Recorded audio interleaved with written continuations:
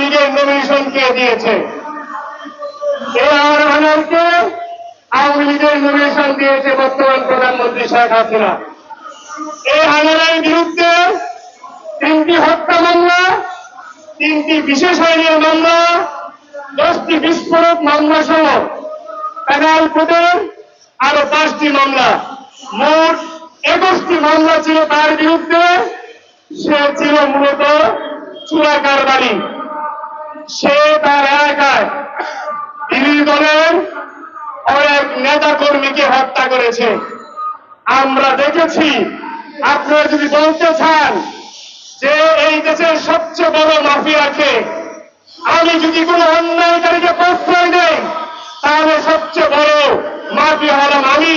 সুতরাং আমি যাদেরকে নমিনেশন দিয়েছি তাদের চেয়ে বড় মাফিয়া হচ্ছে এই শেখ হাসিনা।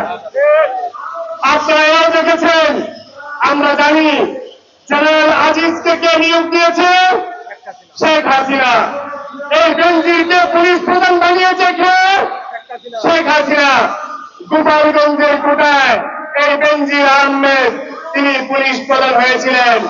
আমরা আদালতের মাধ্যমে জানতে পারি যে বেনজিরের 83টি দলিল জব্দ করা হয়েছে এবং একজন ব্যক্তির নামে কিভাবে 33টি ব্যাংক অ্যাকাউন্ট থাকে।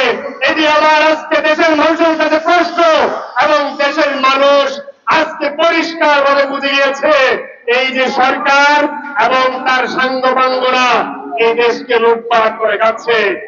আজকে বলবো বেনজিরের দুর্ভাগ্য না, আজকে বলবো আজিজের দুর্ভাগ্য না, দুর্ভাগ্য এই 18 কোটি মানুষের ছাড়া পেয়েছে একজন দুর্নীতিবাজ সেনাপ্রধান, যারা পেয়েছে একজন দুর্নীতিবাজ পুলিশ প্রধান। এটি হচ্ছে দেশের মানুষের দুর্ভাগ্য। আজকের এই গণ অধিকার পরিষদের সমাবেশ থেকে তারুণ্যকে আহ্বান জানাতে চাই, আসুন 2098 সালের পুনঃসংস্কার আন্দোলনের মধ্য দিয়ে এদেশের লক্ষ লক্ষ শিক্ষার্থীদেরকে যেভাবে আমরা সরকারি চাকরিতে পুনঃ বৈষম্য মুক্ত করেছিলাম, আজকের এই দিনে দাঁড়িয়ে বলতে চাই, আসুন সকলে একত্রিত হয়ে এই দুর্নীতিবাজদেরকে রুখে দিয়ে এদেশের মানুষকে চিরতরে সুন্দর একটি বাংলাদেশ উপহার দেওয়ার জন্য একত্রে কাজ করি। রাজপথে আমি দুর্নীতিবাজদের সেই বীজটা আমরা উপরে বেরি।